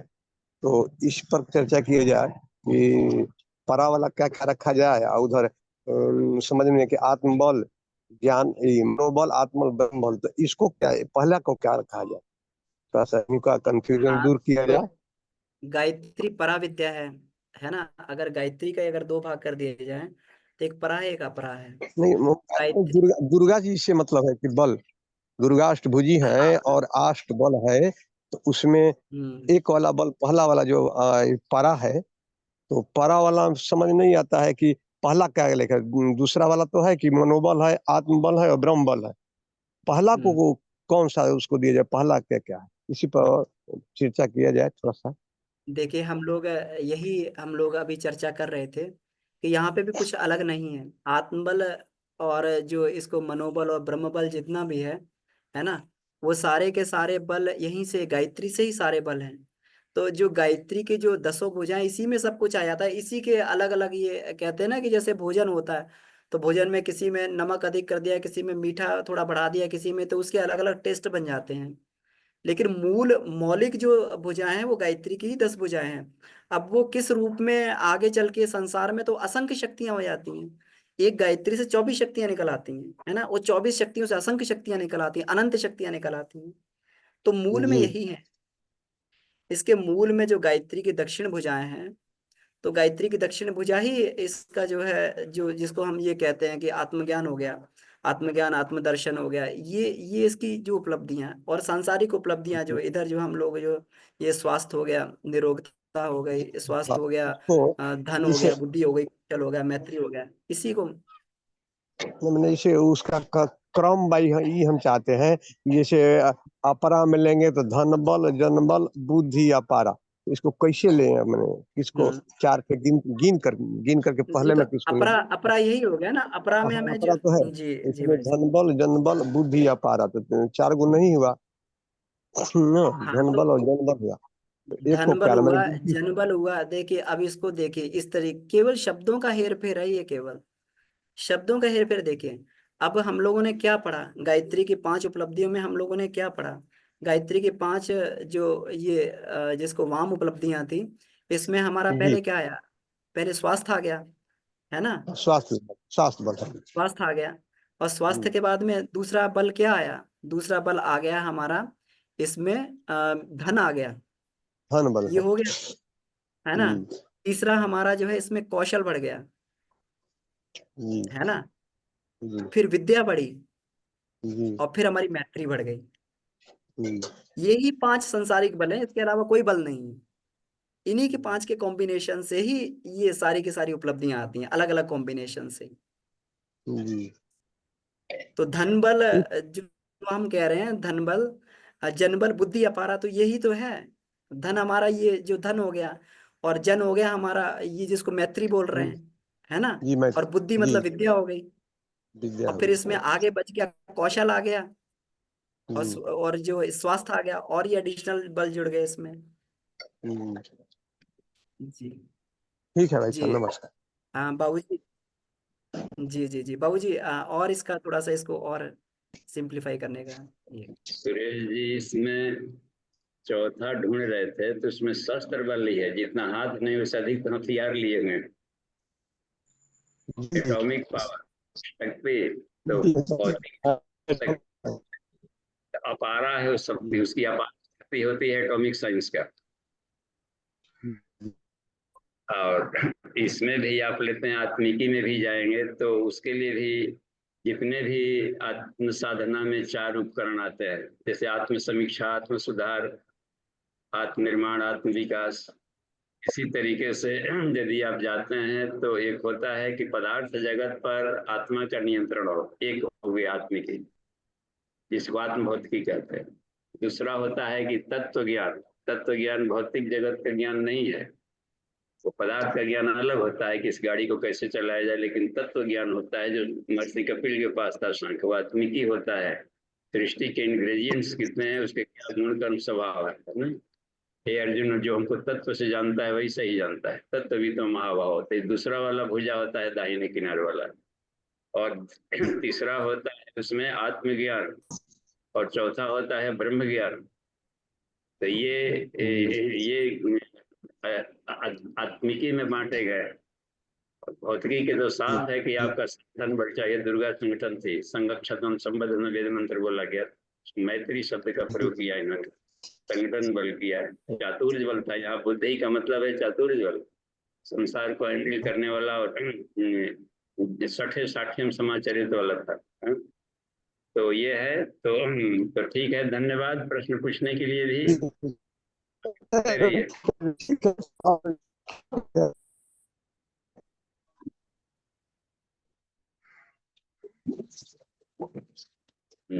चलिए रमन जी, नितिन जी, देखिए अगले कौन है।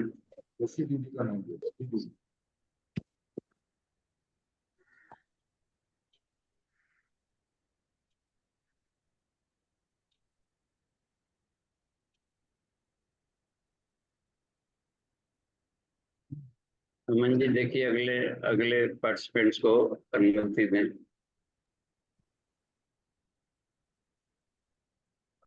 शशि दीदी का हैंड। हाँ, शशि दी को प्रणाम। हाँ प्रणाम बाबूजी, चरण स्पर्श। भैया को प्रणाम।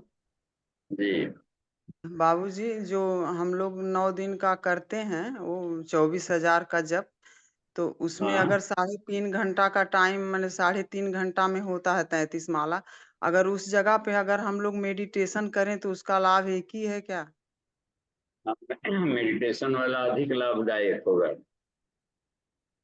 क्योंकि जी मेडिटेशन में जो विचार चल रहा है आपका, और जो भी अच्छे विचार चल रहे होते हैं, तो उसको जप कहते हैं। जप की केवल खास शब्दों को बड़बड़ाना भर नहीं है, उस शब्दों के साथ में आपके कौन से भाव, क्या विचार जुड़ा हुआ था, वो महत्व का है। तो रिपीट एंड रिपीट, किसी भी विचार को हम रिपीट एंड रिपीट करेंगे तो वह विचार गहराई पकड़ लेता है जप में। तो रिपीटेशन को जप कहा जाता है। इसलिए ढेर सारे मंत्र हैं, और किसी भी मंत्र पर आदमी विचार कर सकता है लंबे समय तक, तो उसकी उपलब्धि होती है। तो मेडिटेशन अधिक कारगर है जप से। जी बाबूजी, थैंक यू बाबूजी। धन्यवाद। चैट बुक में प्रश्न है, धीरे धीरे खोलिए। नितिन जी, पहला प्रश्न आचार्य जी का है। आचार्य जी पूछते हैं कि नवरात्रि साधना में अगर कलश पर रखा नारियल अंकुरित हो जाए तो क्या संकेत माना जाए, कृपया स्पष्ट करें। उसका गेस्टेशन पीरियड पूरा हो गया था। चाहे नारियल पर रखिए या बाहर रखिए खेत में, अपने समय पर अंकुरित हो जाएगा। अंकुरित हो गया तो उसको अपने गार्डन में बो करके उसका लाभ लीजिए। देव वृक्ष है सब, उसका सेवन किया जाए, तो उसको फाड़ा फोड़ा ना जाए, उसको वृक्ष के रूप में बदल दिया जाए। कह रहा है कि और चीज को फोड़िएगा, हम फोड़ने की स्थिति में नहीं है, हम बच्चा दे रहे हैं। बच्चा दे दिए तो हम जच्चा बच्चा हो गए, तो हमको हमारे ढंग का इज्जत दिया जाए। सरल सी बात है। जी जी आचार्य जी, उनको उनके ढंग का इज्जत दिया जाए, और लगा दीजिए कहीं शक्तिपीठ में, कहीं बढ़िया देव वृक्ष का, कि उनमें और भी देवताओं, 33 कोटि देवताओं का तेज आया है, तो उसके तो सीड को बचाया जाना चाहिए। उसका पेड़ बनेगा, वो होगा, उससे निकलेंगे। कलश केवल नारियल का निकला हुआ है, और ख्याति होगी। ठीक है, धन्यवाद। एक हो रहा है आस्था दीदी का। हाँ जी दीदी। और प्रणाम पिताजी। प्रणाम भैया। पिताजी, जो जौ बोया जाता है और जौ जब बड़े बड़े अंकुर हो जाते हैं तो उसको लोग कान पे रखते हैं नौमी पूर्णाहुति के बाद, तो उसका क्या दर्शन उद्देश्य है? और शरीर में छुआ करके रखा जाता है कि इसको श्रद्धा दिया जाए, फेंका नहीं जाए, उसके देर तक हमको लाभ ले सकें। ब्रेन, अब देखिए ऊपर खोपड़ी वाला एरिया में खूंटी तो सिर्फ यही दिख रहा है, कान वाला। नाक पर टांग सकते नहीं, पपनी पर टांग सकते नहीं, जैसे जनेऊ को भी कान पर टांगते। खूंटी है दो ही, इसी पर टांग दिया जाता है। कुछ देर तक आपके दिमाग में इसका प्राण जाता रहे, इतनी भर बात है। जी। हाँ, उसको लाभ ले, या उसको घोल करके पीस करके अंकुरित अनाज को पिया जाता है तो और पौष्टिक होगा, तो देर तक टीका रहे आपके मस्तिष्क में। इसलिए देखते हैं कि खोपड़ी एरिया में कहाँ कहाँ फूटी है, वहां बेचारे टांग दिए, आचार्य जी पंडित जी अपने टांग दिए। जी प्रणाम पिताजी।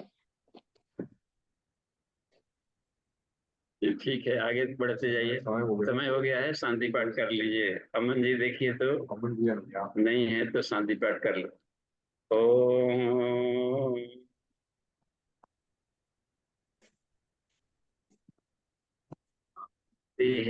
शांति शांति। समाप्ति। प्रणाम।